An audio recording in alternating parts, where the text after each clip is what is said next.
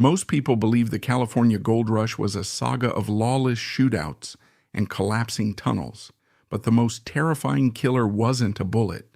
It was a silent silver mist that literally ate your personality. In 1876, a miner named John Connor was found dead in his cabin. He wasn't injured, but he had gone strange, terrified of shadows and unable to hold a spoon without shaking. He was a victim of erethism, a mercury-induced madness caused by the 10 million pounds of quicksilver used to wash California's gold. To the mining barons, this wasn't a tragedy. It was a production norm. Why did the world's most famous fortune seekers trade their sanity for a silver reflection on the walls? Today we're uncovering the brutal chemistry of the West, where the price of gold wasn't just blood, but the very soul of the men who found it. Nevada County, California, 1876. The cabin sat 4 miles from the stamp mill where Connor had worked for 8 years. Neighbors said he had gone strange. The county physician entered into the record nervous excitation and general exhaustion. Nobody looked for the cause in the silver shimmer that settled on the mill walls every morning like frost that never melted. The expected danger in a California stamp mill was obvious to anyone who walked through the door. The stamps themselves, cast iron heads weighing between 400 and 900 pounds, rose and dropped 80 to 100 times a minute, each cycle reducing gold-bearing rock to a gray slurry that ran across the floor in a thin, grinding stream. The sound was not impact. It was continuous percussion felt in the sternum before a man crossed the threshold. The floor vibrated. The iron frames sweated. A worker who spent 10 years in a stamp mill expected his hearing to go. He expected the joints to ache. He watched for the hazards he could name.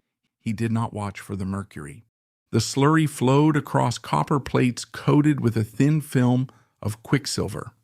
Mercury, delivered in 76-pound iron flasks from the mines at New Almaden in the hills south of San Jose, where the Quicksilver Mining Company had been operating since the 1840s and held a near monopoly on California supply.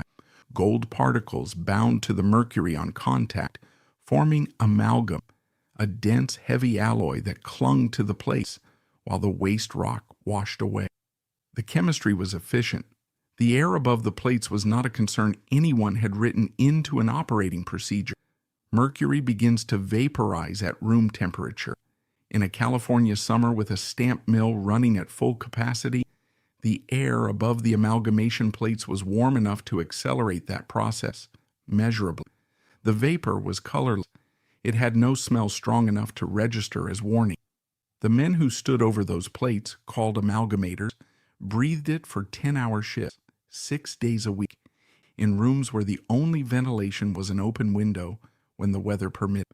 The word erethism did not circulate in Nevada County mining camp. What circulated was a different vocabulary, quieter and more damaging precisely because it described a man's character rather than his condition. He's gotten nervous. He doesn't come around anymore. His hands shake even when he's not cold. The symptoms of chronic mercury poisoning developed across years. Insomnia first, then irritability, then a fine tremor in the fingers that worsened under observation. Then the pathological shyness.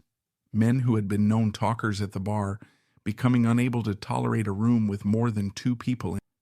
Then memory loss, then paranoia. In the final state, delirium, and the complete dissolution of a recognizable self. It did not look like a disease. It looked like a man who had simply changed. County physicians in the mining districts wrote what the language available permitted them to write. Nervous exhaustion, brain excitation, constitutional weakness. These entries closed cases. They did not open investigations. From 1850 through the early 1900s, California gold processors used an estimated 10 million pounds of quicksilver. The New Almaden operation alone by 1865 was producing more metallic wealth than any gold mine in it. The supply chain was tight, the prices were tracked quarterly, and the losses during processing, between 10 and 30% per season, absorbed into tailings and riverbed sediment, and the air above the amalgamation plates were entered as a materialist. There was no line in any operating ledger for what that vapor did to the man standing of it. The ledger was not designed to hold that kind of arithmetic. Nevada County Register of Employment, Grass Valley, California, April 1881.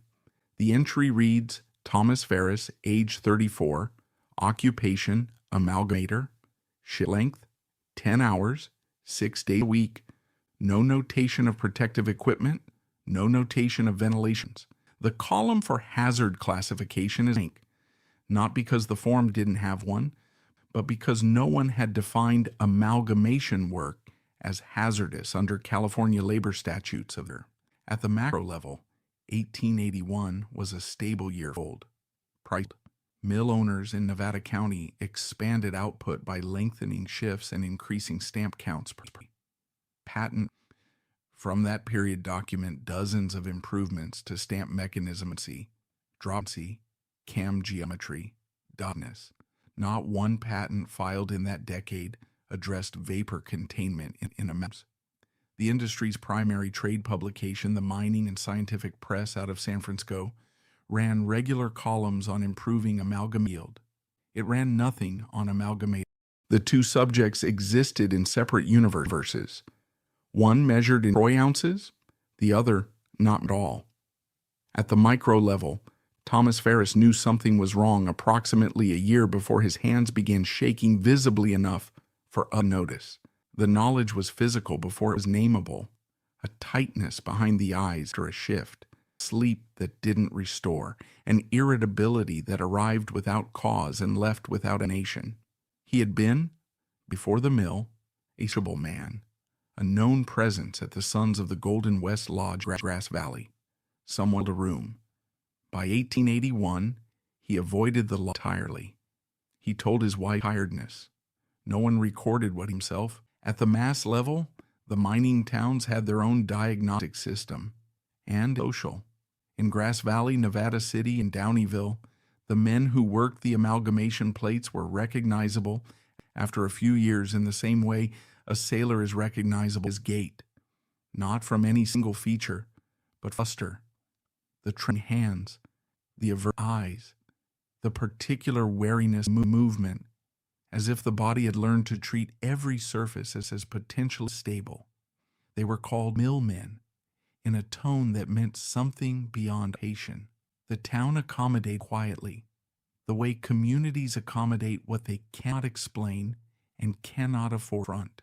What the community could not name, the industry had already encountered in a different country and a century. Spanish mining manuals from the 16th and 17th centuries circulated among engineers who operated the Mercury mines at Almaden in Extremadura described the symptoms of what they called hydrogeria, mercury sickness, in precise terms: tremor, mental disturbance, loss of muscle control, death in it.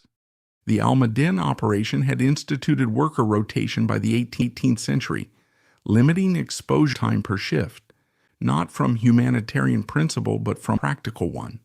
They kept losing trained labor faster than they replaced it.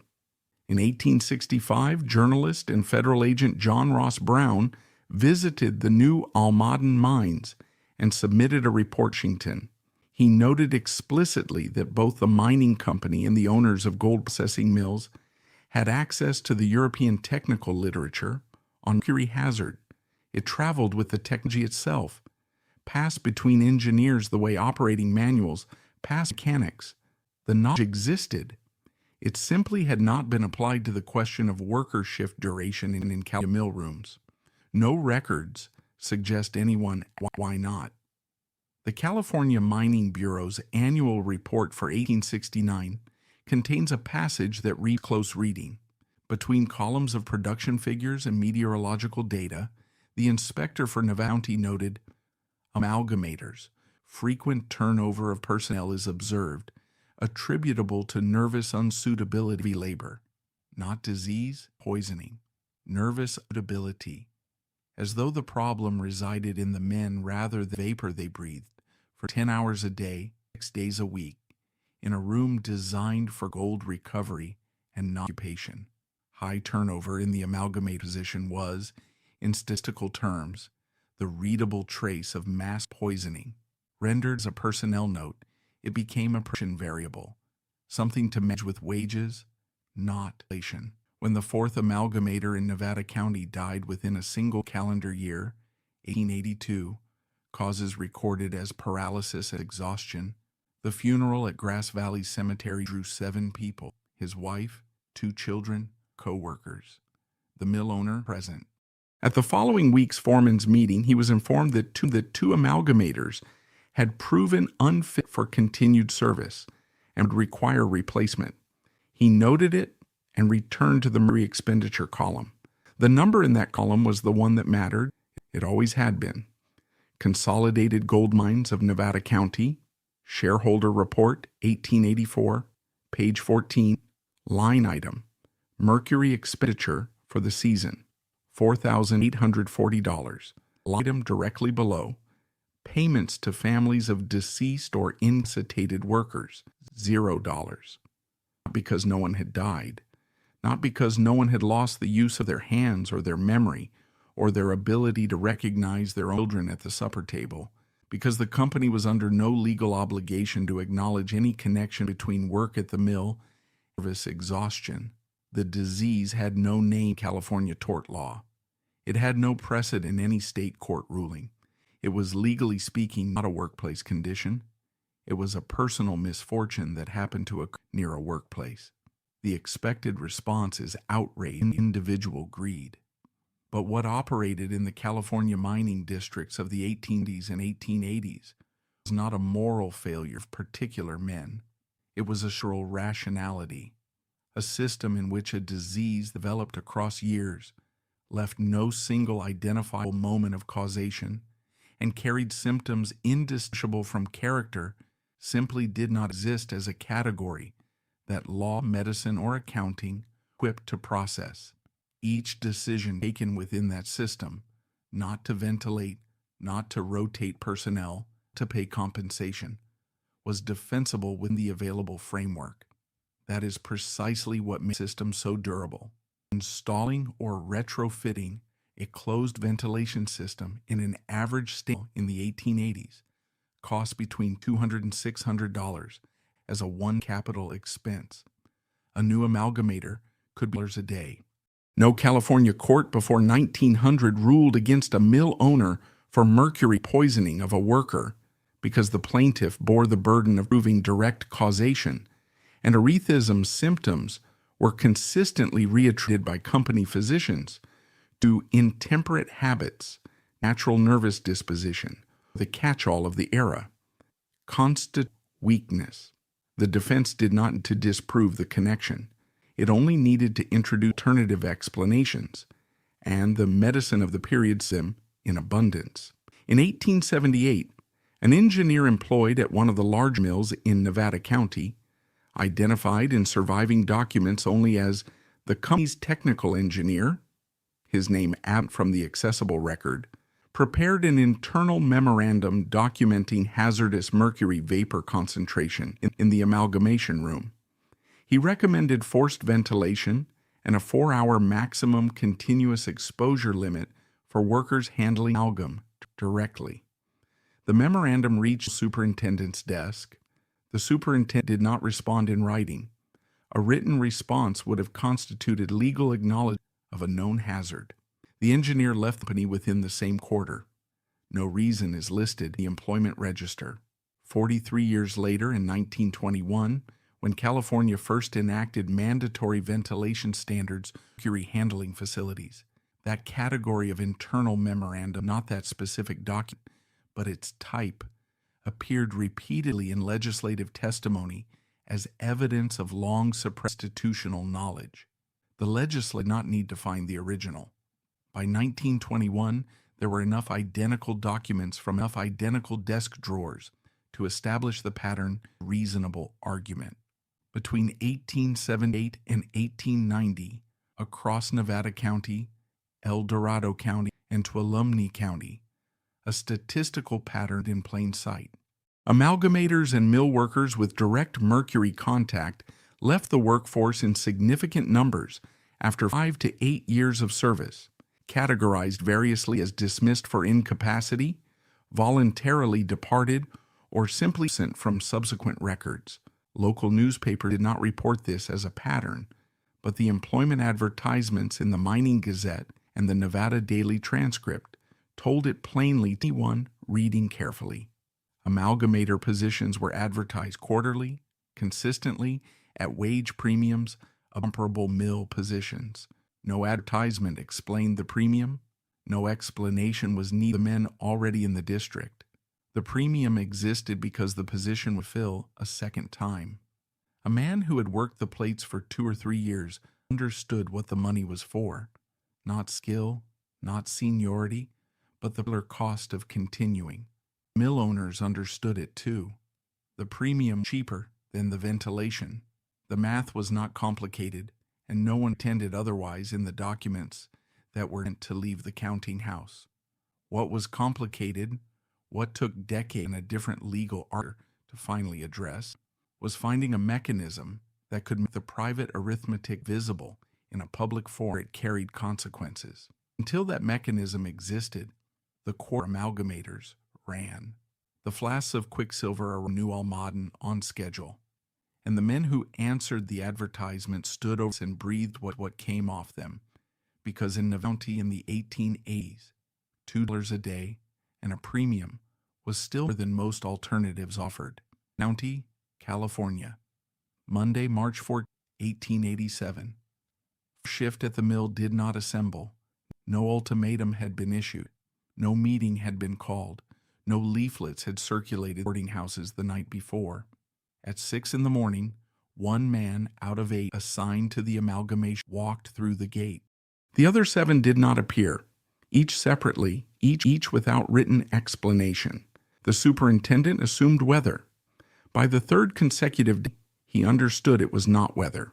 The expected shape of labor resistance in the American West of the 1880s had a recognizable form: a spokesman, a list of demands, a crowd at the gate. What happened around Mercury mills did not have that form. It had the form of a mass silent refusal, a behavioral signal with no author and no document, which the company could neither punish through legal channels nor explain to shareholders in terms that made sense. Men simply stopped coming, and that particular form of pressure, precisely because it was invisible to newspapers and produced no prosecutable act, was in some ways more difficult to absorb than a formal strike. A strike could be broken with replacement workers and a sheriff's detail. A reputation could not be broken, only outlasted, and only if the supply of men who had heard held out long enough. Information in the California mining districts moved faster than any print publication. Knew each other across mill boundaries. Wives spoke at the market. The boys who hauled provisions to the mill yards conversations back with the empty crates. The Mercury reputation of a specific operation, whether it was known as a hard place or a place where men don't last, was living community knowledge that never entered any official record, but governed labor supply surely as the posted wage rate. When several amalgamators from one mill in 1887 entered the condition their neighbors did as nervous collapse, what a physician today would recognize as to late-stage erethism, the news moved mining district within 2 weeks, not through the Nevada transcript, which did not cover it, through people, crew to crew, board saloon to church pew. The mills with the worst mercury reputations faced chronic staffing shortages and compensated by raising daily rates or importing workers from other states, not yet learned what the premium was for. The cycle was self-sustaining. It required no conspiracy to operate. It required only that the cost of telling the truth exceeded the cost of not telling it. In 1880, 129 workers at the Guadalupe mine, a mixed workforce of Euro-Americans, Mexicans, and Chinese laborers, filed a joint legal claim against the company for unpaid wages.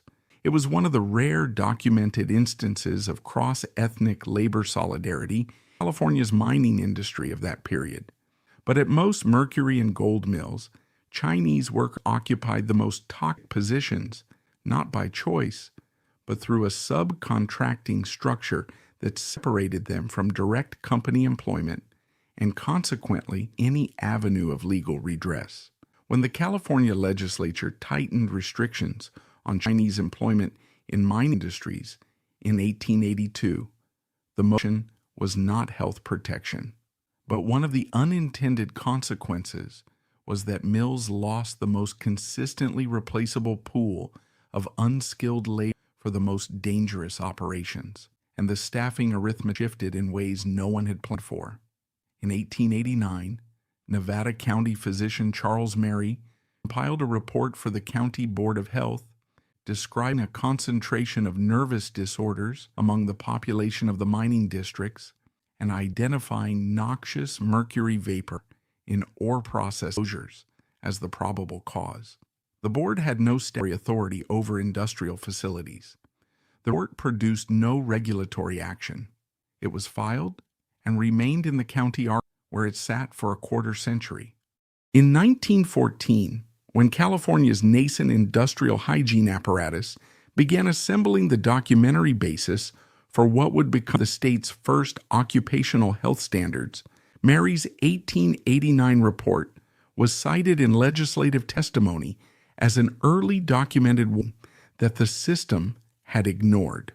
The legislators who cited it were not by that point interested in assigning blame to a specific company or a specific superintendent. They were interested in the pattern, the repeating structure in which a competent observer documented a hazard, submitted the documentation through the available, and the channel led nowhere. Mary's report was precisely because it was one of many. A single document could be dismissed as an outlier. A sequence of identical documents, separated by years and jurisdictions, described something that could no longer be called an oversight. The county board that received Mary's report in 1889 noted it. The word by this point requires no explanation. United States Patent Number 189,347, April 10, 1877. Applicant: a San Francisco engineer firm operated in the Sierra Nevada supply trade. The patent described a closed retorting system for amalgam processing, a sealed iron vessel in which the gold-mercury mixture was heated, the mercury vapor condensed through a water-cooled coil, liquid metal recovered for reuse. The document was precise on dimensions, material specifications, and operating temperatures.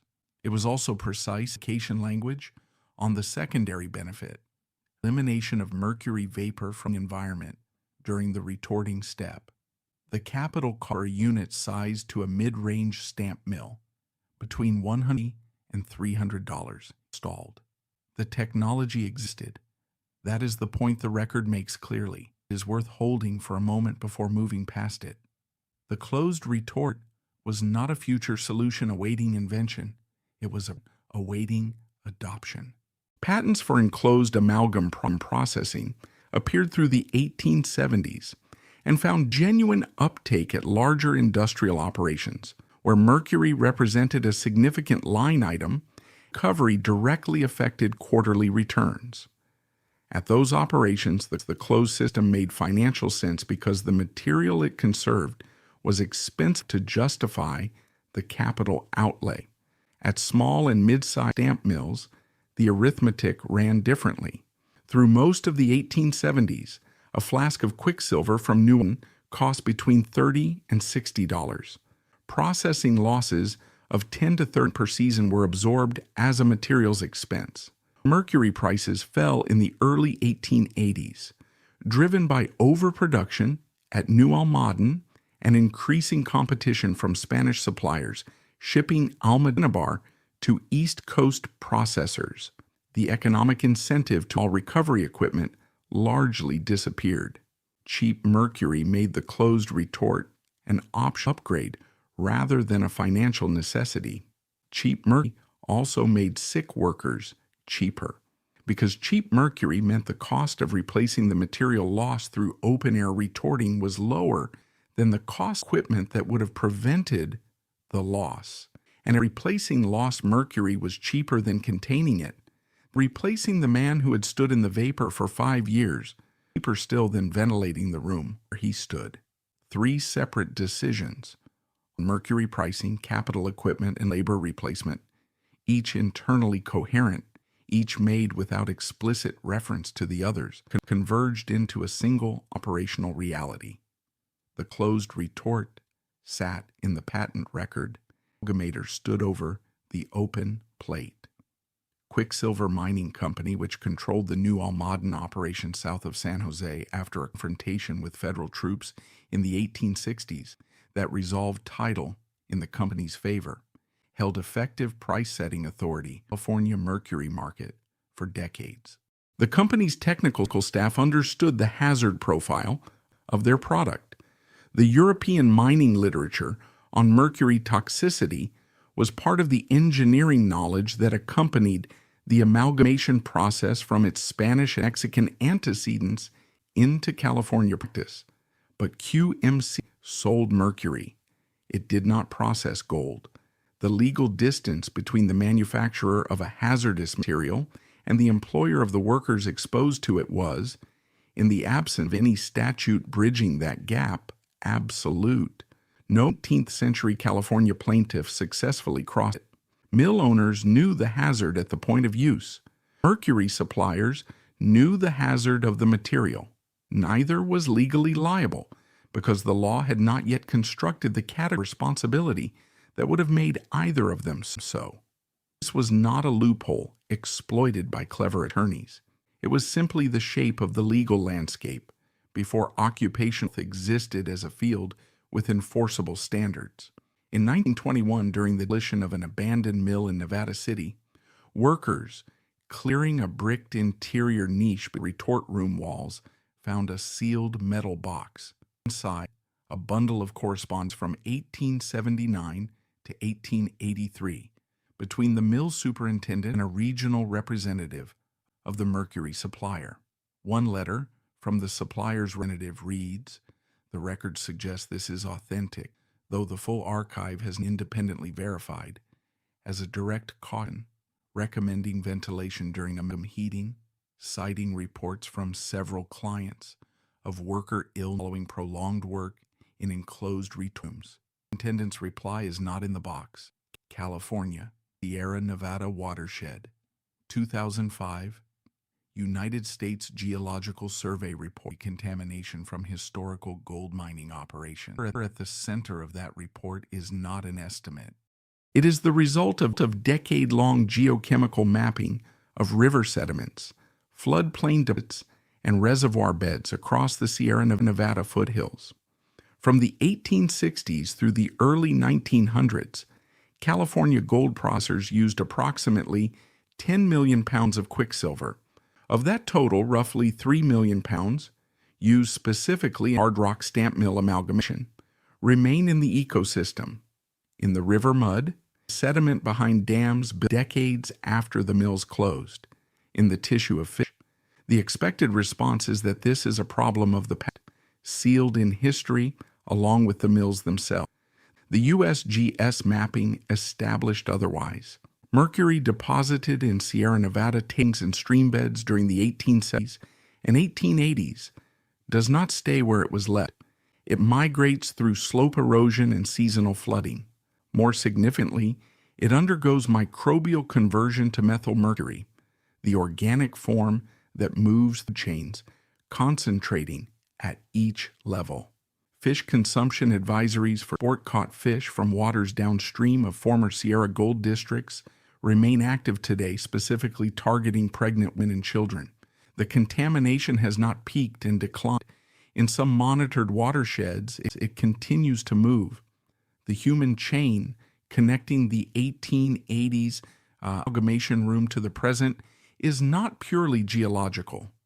In the 1990s, the California Department of Health Services conducted blood level testing among members of the Pomo tribe resident former Sulphur Bank mercury mine in Lake County, an operation applied quicksilver to gold mills since the 1860s. Some community members declined to be tested, not from ignorance of what the results might show, but from a specific kind of foreknowledge.